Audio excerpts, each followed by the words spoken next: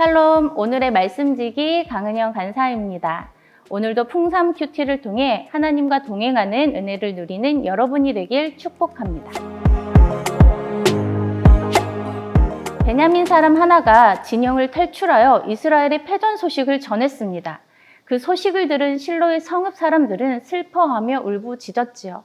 뒤늦게 전령은 엘리에게 이스라엘의 패전과 백성들의 사륙, 두 아들의 죽음, 그리고 언약궤를 빼앗긴 사실 등을 차례로 전합니다. 언약궤를 빼앗겼다는 소식이 충격을 받은 엘리는 의자에서 뒤로 넘어지면서 목이 부러져 죽습니다. 저도 의자에서 뒤로 넘어진 적이 있습니다. 그렇다고 목이 부러지지는 않더라고요. 이때 엘리의 모습을 살펴보면 그는 앉아있고 나이가 많고 눈이 어둡고 비대했습니다. 언약궤의 문제로 마음도 무거웠습니다. 자기 자리만 지키고 있을 뿐 역할은 아무것도 못하고 있었습니다. 그는 영적으로, 군사적으로, 정치적으로, 사회 문화적으로 최고의 리더 자리를 가졌으나 그 역할을 감당할 능력을 잃고 목이 부러져 죽었습니다. 이때 임신 중이던 비느하스의 아내는 시아버지와 남편이 죽었다는 소식에 갑자기 출산을 하고 죽게 되었습니다. 아들을 낳았어도 마음이 기쁠 수 없었습니다.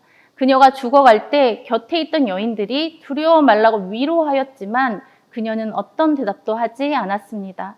그리고 그녀는 아들의 이름을 이가봇이라고 지었습니다. 그 뜻은 하나님의 영광이 이스라엘에서 떠났다는 의미입니다. 아들을 낳고서도 기뻐할 수 없었던 그녀의 삶의 마지막 모습이 얼마나 비참한 종말인가요? 이러한 엘리와 며느리의 죽음은 하나님의 심판이 어떻게 성취되는지를 보여줍니다.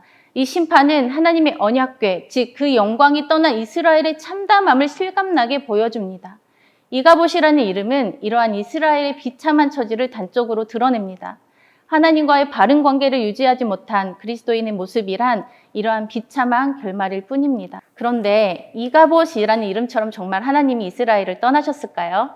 아닙니다. 하나님은 자비롭고 오래 참으십니다. 하지만 회개와 뉘우침 없이 계속 하나님 없이 살고자 하는 자에게는 철저하게 심판하시는 하나님이십니다.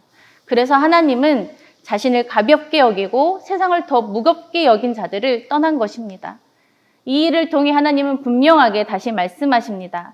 하나님 없는 삶의 끝은 절망과 비참이지만 다시 돌아오라고 말입니다. 이러한 하나님의 놀라운 사랑과 은혜 안에 거하시길 바랍니다.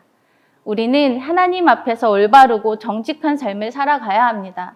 반드시 지켜야 하고 반드시 행해야 하는 일상도 때로는 귀찮고 힘들어서 뒤로 미루고 싶어지기도 합니다. 그러나 악한 행실의 결과는 죽음입니다. 하나님 앞에서 올바르고 정직한 삶을 살고자 애쓰고 하나님의 영광이 떠나지 않도록 말씀과 기도 안에서 살아가는 우리가 되기를 소망합니다.